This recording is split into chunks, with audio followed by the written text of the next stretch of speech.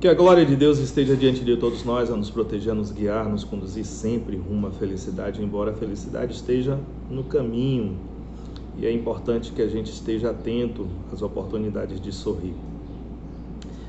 Bem, 7 de setembro de 2020, dia da proclamação da independência do Brasil, e poucas pessoas, na verdade, sabem o significado que teve para a nossa nação essa data.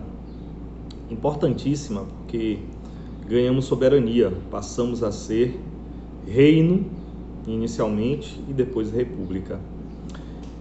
Eu gostaria de discorrer um pouquinho a respeito dessa data, principalmente porque a história é contada por vezes pelos vencedores e alguns fatos elas não são totalmente repassados à sociedade, às pessoas, e precisamos ter esse amor a essa nossa independência.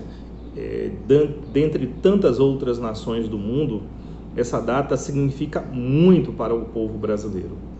Isso significa que nós somos soberanos, que nós determinamos os nossos destinos de forma democrática, pelo voto, né? E estamos nos aproximando de um período de eleição atípica por conta do Covid, mas de extrema importância para a manutenção da democracia.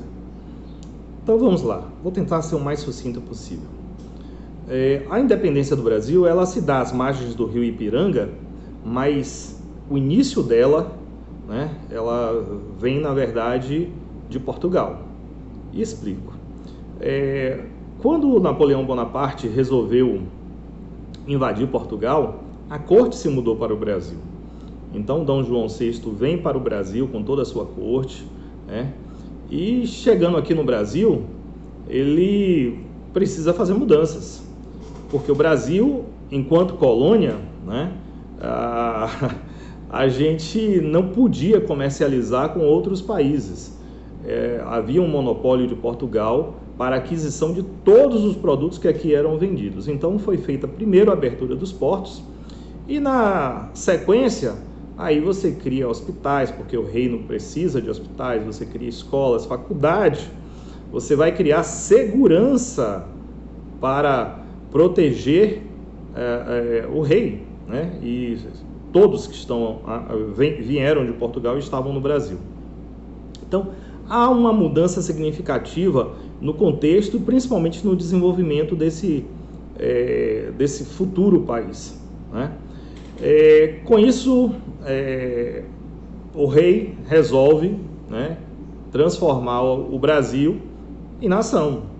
Nós fomos transformados em nação, que era o reino de Portugal, Brasil e Algarves. Eu acho que o termo é esse, pelo que eu me lembro. E, enfim, estávamos aqui bem, óbvio, mas quem ficou em Portugal não gostou muito dessa história de não se fazer comércio, porque muita gente estava perdendo dinheiro, né? O comércio em si, naquele período, passou a ser direto. O Brasil fazia comércio direto com os demais países do mundo. Então, isso fez com que houvesse insurgências em Portugal e exigissem o retorno do rei, da comitiva como um todo, para Portugal. E, claro, que o Brasil voltasse a ser colônia. Só que quando o rei foi, deixou o seu filho aqui, o Dom Pedro, para administrar, né, esse país que fazia parte do outro país, que era Portugal. Enfim, em síntese, eles também não gostaram, porque eles queriam o retorno do monopólio, coisa que não foi aderido, né? Que não houve aderência, porque o gosto da independência já estava sobre alguns. Algumas pressões foram feitas, inclusive em janeiro de 1822, fizeram pressão para o retorno do príncipe regente, e ele disse que não iria retornar. Foi o famoso dia do fico, né? Diga ao povo que fico. E os meses foram passando e algumas revoltas no Brasil, e também as pressões, existiam tropas portuguesas aqui no nosso país, óbvio, e algumas leais ao príncipe, outras não. E, enfim, o que acontece basicamente, né, é que o nosso príncipe, ele de novo é convocado, intimado a retornar. Isso ali por volta de setembro, salvo engano, 2 de setembro. Só que o príncipe estava em viagem para o estado de São Paulo, né, província de São Paulo. E quem estava à frente, né, para receber essa mensagem foi Dona Maria Leopoldina, a esposa do príncipe regente. E ela não gostou muito dessa pressão. Ela chamou uma assembleia, né, convocou os políticos existentes na capital, Rio de Janeiro, e fez a proclamação da independência do Brasil, né? Ela literalmente, junto com esses representantes, fez essa proclamação. E essa proclamação foi enviada ao príncipe. E, óbvio, no dia 7 ele recebeu isso. As viagens eram a cavalo, né, gente? Então demorava um pouquinho. No dia 7 de setembro ele recebeu isso. E, conforme os fatos narram, a gente se tornou independente. Mas o primeiro fato é isso. A iniciativa de tornar o Brasil independente não veio de um homem, veio de uma mulher. E empoderada, né? Diga-se de passagem, já naquela época. E com isso, o Brasil dá o primeiro pontapé para ser de fato independente. Algumas províncias, né, foi criada a província, salvo engano, alguns dão o nome de capitania, Capitania do Brasil, o Reino do Brasil, e tinham a capitania do Pará e Maranhão. E ainda existia ali o que hoje é o Uruguai.